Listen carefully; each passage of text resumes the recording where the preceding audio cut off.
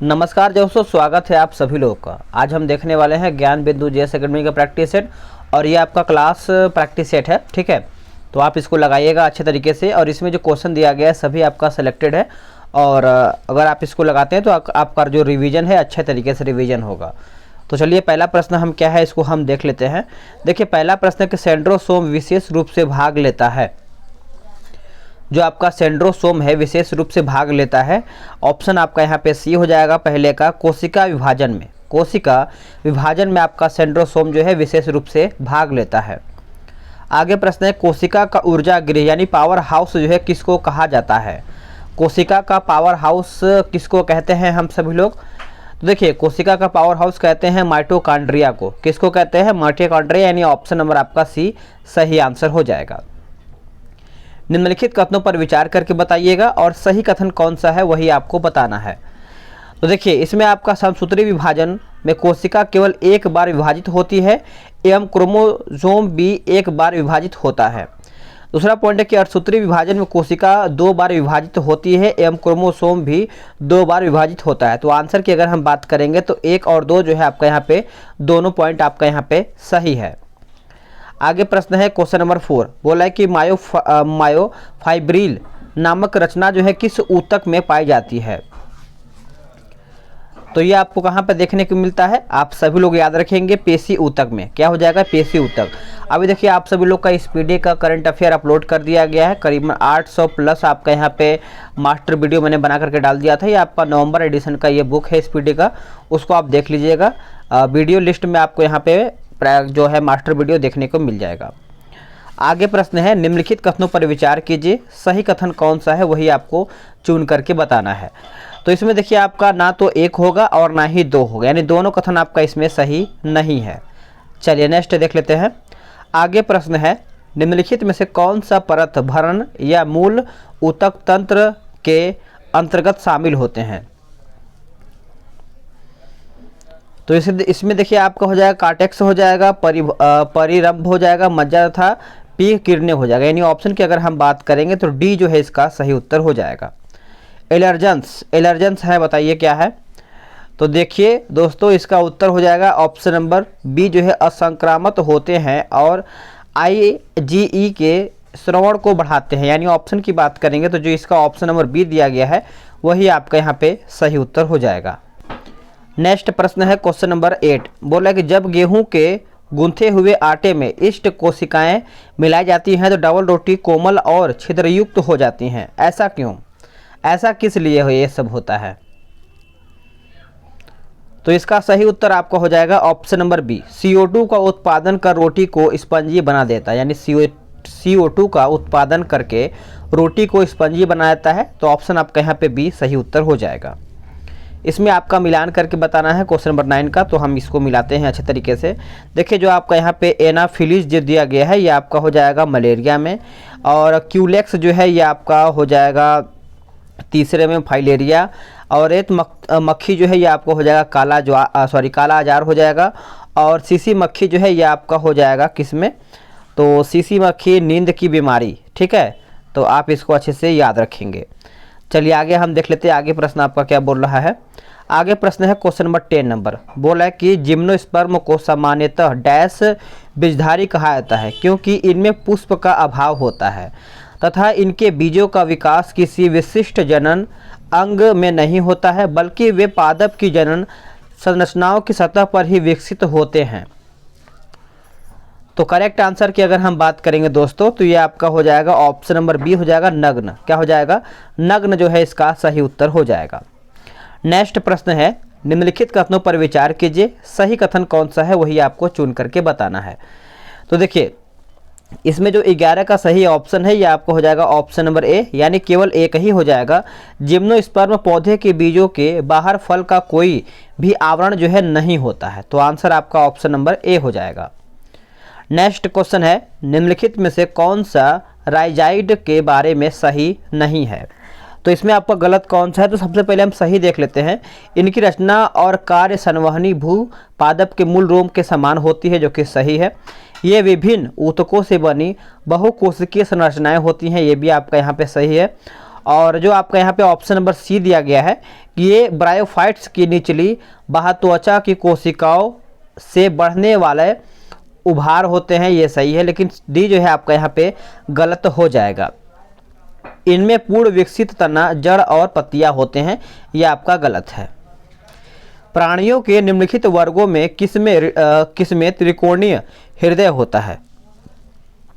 देखिए, त्रिकोणीय हृदय की अगर हम बात करेंगे तो ये आपका ऑप्शन नंबर डी हो जाएगा। उभयचर व सरीसृप जो है इसका सही उत्तर हो जाएगा। नेक्स्ट क्वेश्चन है क्वेश्चन नंबर 14। बोला है कि आर्कियोरेटिक्स है, बताइएगा। आर्कियोरेटिक्स है ये आपका क्या हो जाएगा दोस्तों?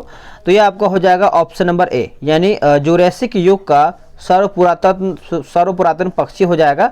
आप ऑप्शन नंबर ए जो है इसका सही उत्तर करेंगे। आगे प्रश्न है क्वेश्चन नंबर 15। बोला कि निम्न कथनों पर विचार कीजिए तथा सही उत्तर का यहाँ पे चयन करके बताना है। देखिए, केवल आपका 1 बोला है कि व्हेल फिश स्तनधारी वर्ग के जीव हैं, और केवल आपका 2 बोला है कि कैफ्रिस कटल फिश डेविल फिश मछली वर्ग के जीव नहीं है। और आपका जो केवल 3 आपका बोला कि सिल्वर फिश स्टार फिश मछली जो है ये सब आपके वर्ग जीव के अंतर्गत आते हैं। तो अगर हम 15 की बात करते हैं तो 15 का आपका ऑप्शन नंबर ए हो जाए। कथन 1 तथा कथन 2 सत्य है तथा कथन 3 जो है आपका यहाँ पे असत्य है, यानी गलत है। आगे प्रश्न है कि अंगों की कौन सी क्रियाएं जो है सही रूप से मेल खाती हैं? तो दोस्तों इसका उत्तर जो है आपका ऑप्शन नंबर डी जो है सही उत्तर हो जाएगा। बोल रहा है कि पित्ताशय इंसुलिन उत्पत्ति, लीवर जो है आपका पित्त परिवहन, पाचक ग्रंथि जो है आपका पित्त उत्पत्ति हो जाएगा, और पित्त वाहिका जो है आपका पित्त संग्रहण हो जाएगा। तो आप इस पॉइंट को अच्छे से याद रखेंगे। चलिए आगे हम देख लेते हैं। आगे आपका कथन ए बोल रहा है कि मानव शरीर में यकृत वसा के पाचन में महत्वपूर्ण भूमिका निभाता है, और कारण आर आपका बोला है कि यकृत 2 महत्वपूर्ण वसा पाचक एंजाइम उत्पन्न करता है। तो देखिए 17 का जो सही उत्तर है ये आपका हो जाएगा ऑप्शन नंबर बी। कथन ए तथा कारण आर दोनों सही हैं, परंतु आर जो है ए की सही व्याख्या नहीं करता है। तो आप इस पॉइंट को अच्छे से याद रखेंगे। आगे प्रश्न है कभी कभी भोजन जल्दी खाने में फिर से पढ़ लेते हैं। कभी कभी भोजन जो है जल्दी खाने से क्या खाते समय बात करने से खांसी उठ जाती है अथवा हिचकी आती है, इसका कारण क्या है? इसका क्या कारण है? तो ये आपका हो जाएगा ऑप्शन नंबर बी। भोजन श्वास नली में फंस जाता है, इसी का कारण यह है कि यहाँ पे हिचकी या फिर खांसी आने लगता है। आगे प्रश्न है कि एक कठोर परिश्रम करने वाले पुरुष की दैनिक ऊर्जा की आवश्यकता होती है। तो इसका दोस्तों हो जाएगा ऑप्शन नंबर सी जो है 4000, ऑप्शन नंबर सी। निम्नलिखित में से कौन सा युग्म जो है सही नहीं है? विटामिन और स्रोत दिया गया है। तो देखिए इसका जो सही उत्तर है आपका विटामिन B2 जो है कॉड यकृत तेल, जो कि यही गलत है। विटामिन B6 से आपका धान की चोकर हो जाएगा। विटामिन ई जो है आपका गेहूं अंकुर तेल हो जाएगा। विटामिन के आपका अल्फा यानी अल्फा हो जाएगा। आगे आपका है कि ऑक्सीकरण रोधी तत्व व्यक्ति के स्वस्थ बने रहने में किस प्रकार का सहायक सिद्ध होते हैं? तो बताइएगा। ये सभी क्वेश्चन देखिए सेलेक्टेड है, ऐसे ही आपको एग्जाम में प्रश्न देखने को मिलेगा। तो आंसर आपका हो जाएगा ऑप्शन नंबर सी। ये शरीर में उपापचय के दौरान उत्पन्न मुक्त मूलक को निष्क्रिय बनाते हैं। तो ऑप्शन आपका जो है सी सही आंसर हो जाएगा। नेक्स्ट प्रश्न है निम्नलिखित में से कौन एक सही नहीं है? इनमें से आपका गलत कौन सा है? तो देखिए इसमें आपका श्वसन प्रक्रिया के अंतर्गत जो है शरीर में ऊर्जा का उत्पादन होता है, जो कि सही है। श्वसन अनिवार्य जैविक क्रिया है जो शरीर के प्रत्येक कोशिकाओं में संपन्न होता है, ये भी सही है। श्वसन ऑक्सीजन की उत्पत्ति में ही यहाँ पे क्या बोलते हैं कि संभव होता है, जो कि ये आपका यहाँ पे 22 का गलत हो जाएगा। बाकी ऑप्शन जो आपका डी दिया गया श्वसन के दौरान जो है उत्पन्न ऊर्जा एटीपी अणु के रूप में कोशिकाओं में संचित रहता है, यह आपका सही है। चलिए आगे देख लेते हैं। आगे प्रश्न क्या है? आगे प्रश्न है ग्लाइकोलाइसिस का अंतिम उत्पाद होता है। अंतिम उत्पाद होता है तो ये आपका हो जाएगा पारुविक अम्ल। क्या हो जाएगा? पारुविक अम्ल जो है इसका सही उत्तर हो जाएगा। नेक्स्ट प्रश्न है, निम्नलिखित कथनों पर विचार कीजिए, सही कथन कौन सा है वही आपको चुन करके बताना है। तो देखिए सही कथन की अगर हम बात करेंगे दोस्तों, तो श्वास नली यानी ट्रेकिया वक्ष गुहा में पहुँचते ही दो श्वसनियों में विभाजित हो जाता है, ये सही है। प्रत्येक श्वसनी फेफड़ों में पहुँच करके श्वसनिकाओं में बढ़ जाता है, ये भी सही है। श्वसनी का अंतिम छोर फेफड़े के वायुकोश में खुलता है, तो आप इस पॉइंट को अच्छे से याद रखेंगे। पौधा में सबसे ज़्यादा जो है वाष्पोत्सर्जन किस भाग से होता है, तो वाष्पोत्सर्जन के बारे में पूछ रहा है, तो ये आपका पत्ती से ही सबसे अधिक देखने को मिलता है, तो ये जो है इसका सही उत्तर हो जाएगा। चलिए आगे देख लेंगे। अगला प्रश्न क्या है कि निम्नलिखित स्थितियों में से कौन सा वाष्पोत्सर्जन को अत्यंत तेज कर देता है। देखिए अत्यंत तेज कर देता है दोस्तों, तो ये आपका हो जाएगा ऑप्शन नंबर सी, कम आर्द्रता तथा उच्च तापमान, यानी ऑप्शन जो है आपका यहाँ पे सी सही उत्तर हो जाएगा। रंध्रों के खुलने और बंद होने के लिए निम्नलिखित में से या फिर निम्नांकित में से किसकी मुख्य भूमिका रहती है, किसकी मुख्य भूमिका रहती है, तो आपका ऑप्शन नंबर डी हो जाएगा द्वार कोशिका की, द्वार कोशिका, ऑप्शन नंबर डी। निम्नलिखित कथनों पर विचार कीजिए और सही कथन कौन सा है वही आपको चुन करके बताना है। तो देखिए आपका पॉइंट 1 बोला है कि एल्डोस्टेरोन हार्मोन के कारण जो है वृक्कीय नलिका में सोडियम का सक्रिय अवशोषण होता है, जो कि सही है। और भासोप्रेसिन हार्मोन के कारण जो है वृक्कीय नलिका में जल का सक्रिय अवशोषण होता है, तो आपका पॉइंट 1 और पॉइंट 2 दोनों आपका यहाँ पे सही हो जाएगा। नेक्स्ट क्वेश्चन है कि मानव शरीर में जल का अवशोषण होता है, नीचे दिए गए कूट का प्रयोग करके सही उत्तर चुन करके बताना है। तो दोस्तों इसमें आपका वृक्क के वृक्कीय नलिका में, और तीसरा आपका है कि बृहदांत्र यानी बड़ी आंत में, तो ऑप्शन आपका जो है ऑप्शन डी हो जाएगा। पॉइंट आपका 1 और 3 सही उत्तर हो जाएगा। चलिए आगे देखते हैं। क्वेश्चन नंबर 30 नंबर बोला कि पादप अवशेष रेफाइड पौधे के किस भाग में संचित रहते हैं, पौधे के कौन से भाग में संचित रहते हैं दोस्तों, तो ये आपका हो जाएगा ऑप्शन नंबर ए, फल जो है इसका सही उत्तर हो जाएगा। आगे प्रश्न है कि मानव मस्तिष्क का कौन सा हिस्सा भूख, प्यास तथा परितृप्ति का नियंत्रण केंद्र होता है, तो दोस्तों इसका जो सही उत्तर है आपका 31 का, यह आपका हो जाएगा ऑप्शन नंबर बी, हाइपोथैलेमस ग्रंथि, हाइपोथैलेमस ग्रंथि हो जाएगा। ऑप्शन नंबर आपका बी जो है इसका सही उत्तर हो जाएगा। मानव मस्तिष्क का वजन जो है कितना होता है लगभग, तो देखिए लगभग की अगर हम बात करेंगे तो ये आपका शरीर के कुल वजन का लगभग 2% होता है, शरीर का लगभग वजन का 2% होता है। ठीक है, अगर आपका 70% है तो आप उसका 2% निकाल लेंगे, जिसका जितना वेट होता है उसी के हिसाब से उसका मस्तिष्क का वजन होता है। आगे के हार्मोन के गुण धर्म के संबंधों में दिए गए कथनों पर विचार करके बताइए, और इसमें आपका यहाँ पे सही उत्तर बताना है। 33 का देख लेते हैं क्या होगा इसका सही उत्तर। इसमें देखिए आपका यहाँ पे इसमें आपका 1 और 3 सही हो जाएगा। 1 और 3 पढ़ लेते हैं। ये स्टेरॉइड प्रोटीन अमीनो अम्ल से बने होते हैं और ये उन अंगों के कार्य प्रणाली को प्रभावित नहीं करता है जो उन्हें स्रावित करता है, तो आप इस पॉइंट को अच्छे से याद रखेंगे। चलिए अब आते हैं क्वेश्चन नंबर 34 पे। 34 आपका यहाँ पे क्या बोला है, निम्नलिखित में से किसमें सर्वसंधियों द्वारा नए पौधे विकसित होते हैं, नए पौधे यहाँ पे विकसित होते हैं दोस्तों। तो देखिए 34 की अगर हम बात करेंगे तो ये आपका हो जाएगा ऑप्शन नंबर डी, इनमें से सभी, आलू हो जाएगा, अदरक हो जाएगा और केला भी हो जाएगा। क्लोन परिणाम है किसका, देखिए जो आपका क्लोन होता है ये किसका परिणाम होता है दोस्तों, तो ये आपको देखने को मिलता है अलैंगिक जनन का। किसका, अलैंगिक जनन, यानी ऑप्शन नंबर आपका ए सही उत्तर हो जाएगा। बांस में कायिक जनन किसके द्वारा होता है, बांस में कायिक जनन जो है आपका ये किसके द्वारा होता है, तो आपका ऑप्शन नंबर डी हो जाएगा, भू स्तरिका, यानी आपका ऑप्शन नंबर आपका डी सही उत्तर हो जाएगा। आगे प्रश्न है मेरुदभित पौधे के तने हरे चपटे या गोल आकृति में रूपांतरित होकर पत्तियों की तरह प्रकाश संश्लेषण करते हैं, ऐसे तना को क्या कहते हैं। देखिए ऐसे तने को हम कहते हैं पर्णभस्तंभ हो जाएगा, यानी ऑप्शन आपका यहाँ पे ए जो है सही उत्तर हो जाएगा। आगे प्रश्न है निम्नलिखित में से कौन सा युग्म जो है सुमेलित नहीं है, यानी इनमें से आपका गलत कौन सा है, तो गलत आपका हो जाएगा ऑप्शन नंबर डी, यानी सैक्रम वर्टेब्रा जो है आपका 3 गलत हो जाएगा। बाकी जो आपका ए और बी सी सही उत्तर हो जाएगा। आगे प्रश्न है कि बोला है कि फल्स पसलियाँ किसे कहते हैं। देखिए फल्स पसलियाँ जो है ये हम सेलेक्टेड क्वेश्चन है, इनमें से सभी को हो जाएगा, यानी 8 जोड़ा को कहते हैं, 9 जोड़ा को भी कहते हैं और 10वां जोड़ा का भी हम कहते हैं। आगे प्रश्न है कि डीएनए का निर्माण किन किन से हुआ है। देखिए डीएनए की अगर हम बात करेंगे तो डी ऑक्सीराइबोज शुगर फास्फेट एवं नाइट्रोजन क्षार से हुआ है। तो ऑप्शन जो है आपका यहाँ पे बी सही उत्तर हो जाएगा। निम्नलिखित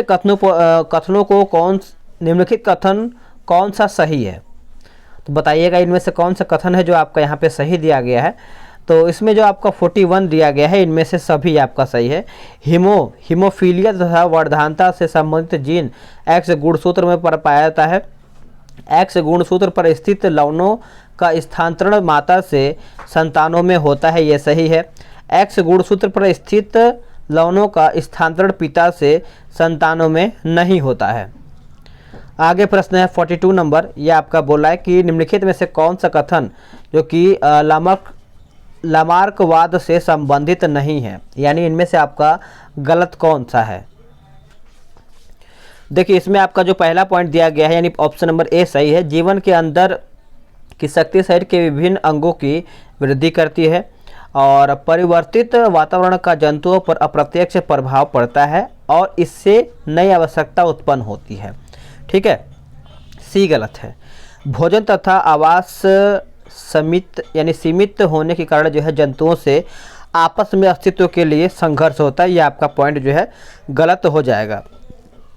बाकी जो आपका यहाँ पे ऑप्शन नंबर डी दिया गया है, उपयोग और अनुपयोग के कारण जो है रचनाओं में परिवर्तन होता है अर्थात नए लवणों का उपार्जन होता है, ये आपका सही है। निम्न घटनाओं पर विचार करके बताइए इसमें से आपका यहाँ पे क्या सही दिया गया है। तो देखिए 43 की अगर हम बात करेंगे तो इसमें आपका पहला कीट हो जाएगा, फिर आपका कवच वाले जीव हो जाएगा, फिर आपका पहला सरीसृप हो जाएगा, फिर आपका यहाँ पे पहला स्तनधारी यहाँ पे हो जाएगा। चलिए आगे देख लेते हैं। आगे आपका है 44 नंबर, निम्नलिखित में से कौन सा कथन यहाँ पे सही है।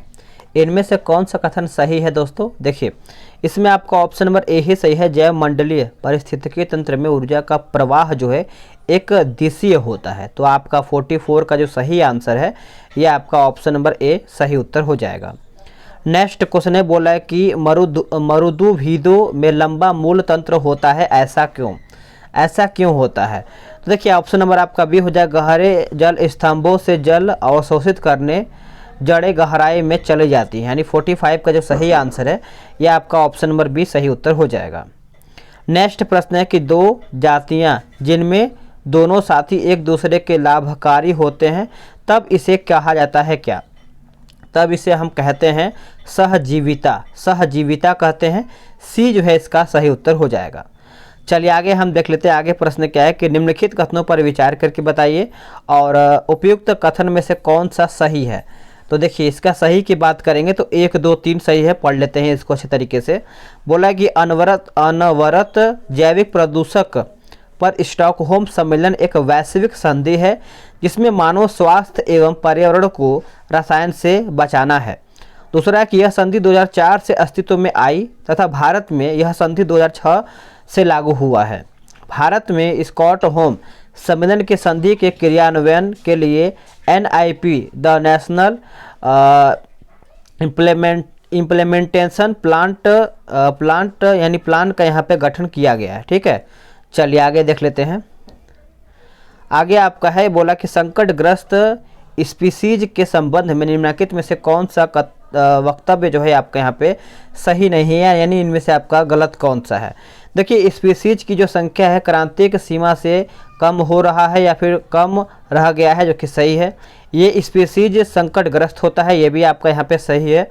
और आगे जो आपका दिया गया है देखिए इन श्रेणी में थोड़ा सा ब्लर हो रहा है, सही हो जाएगा अभी कुछ देर में। इन श्रेणी में उन जाति को रखा जाता है जिनके विलुप्त होने का भय बना होता है, ये भी सही। डी गलत है। इन श्रेणी में सुभेद तथा दुर्लभ दोनों प्रकार के स्पीसीज सम्मिलित हैं, ये आपका गलत हो जाएगा। चलिए आगे देखेंगे। जल प्रदूषण को मापने हेतु बेहतर विकल्प निम्नलिखित में से कौन है। तो देखिए ये आपका हो जाएगा ऑप्शन नंबर COD, ठीक है। Chemical oxygen demand. 50 नंबर है, बोला कि सीन गैस मिश्रण है किसका। देखिए सीन गैस जो है ये आपको देखने को मिलता है हाइड्रोजन, कार्बन डाइऑक्साइड तथा कार्बन मोनोऑक्साइड, यानी ऑप्शन आपका जो ए है सही उत्तर हो जाएगा। दोस्तों ये साइंस का क्वेश्चन था, मैंने 50 क्वेश्चन समाप्त कर दिया है। अब आपको 50 में से कितना क्वेश्चन सही किए हैं, या फिर आपको लगा होगा कि ऐसे ही आपको एग्जाम में क्वेश्चन देखने को मिलेगा साइंस का, क्योंकि देखिए इसमें आपका 75 में से अधिक आपका यहाँ पे 25 प्रश्न आपका यहाँ पे साइंस का ही पूछा जा रहा है। तो कहीं ना कहीं साइंस का भी वेटेज आपका अधिक है, तो आप यहाँ से समझ पाए होंगे कि आपने कैसा प्रश्न सही किया है। मिलते हैं एक नए वीडियो में, आज के लिए इतना ही। जय हिंद, वंदे मातरम।